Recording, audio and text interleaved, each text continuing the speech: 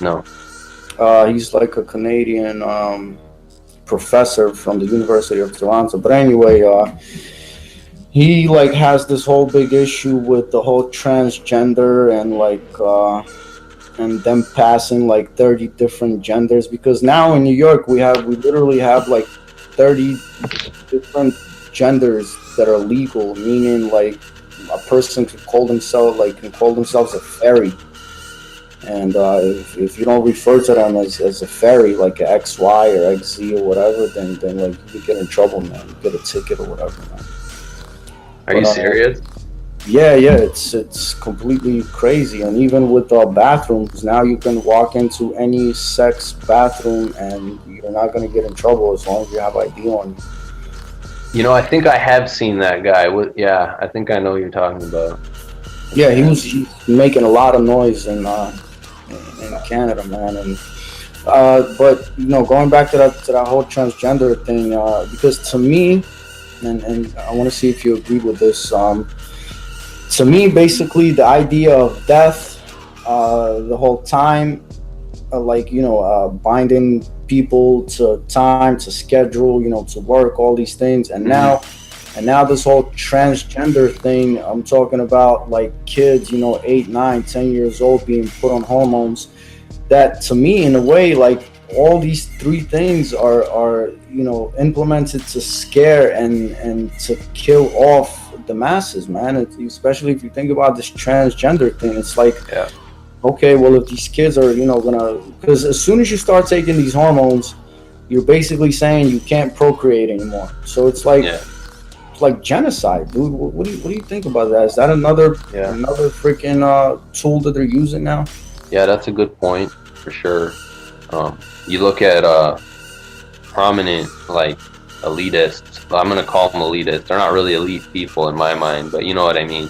Right, Um, exactly. like Bill Gates and Kissinger, and just the top of my head, like Ted Turner. I mean, it's just in their culture to talk about depopulating the planet. There's too many people, and they have clearly implemented methods to kill people off. Cancer's like through the roof, dementia through the roof, Alzheimer's through the roof, diabetes through the roof, and they can just directly attack fertility itself, because like even with my generation that was raised here, that I know from here, who were not indoctrinated into that whole what gender am I thing. Like that's not, in my generation people know their gender. You still have mostly regular people. Right. But even in that generation, nobody's married, nobody has children, nothing's happening, no families, nothing. So God help the generation behind us that don't even know if they're a boy or girl. Because I mean, God help them really, because I don't know who else will help them. That's actually the main reason. One of the main reasons I wanted to even start this podcast and things like that, because I believe that, and I think we talked about this last time, but I truly believe that we have a responsibility for this younger generation, man. Like we literally have a responsibility, because we're leaving, like you just said, we're leaving insane world for these kids. I mean, it was hard for us,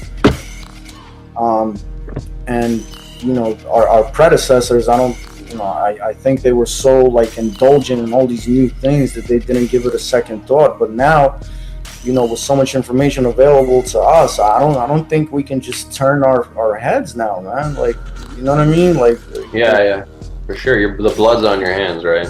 So. It's crazy, man. I have a nephew that's a millennial. I have a niece that's growing up, and it's like, you see more and more of like these, crazy things completely accepted by society, and it's like, and everyone just says, well, someone else will do something about it. Yeah, I don't think it's the train is going off the cliff, and there's no one's gonna stop the train. But I think you can wake up as many people on the train and be like, hey, it's time to jump off. Right. And people have to make that decision for themselves, because you're going to be more attached to you know, this degenerate lifestyle, but oh, you've got, you know, a nice iPhone, and you're driving a car that you didn't really buy, but it's nice and it's new, you know, and you're in this house. You didn't really buy it either. You don't own that either, but hey, you know, it's a house and you're all comfortable. You think you're comfortable, and can you really leave that behind? You know, that kind of people have to make that choice when they look at where this is all going, you know.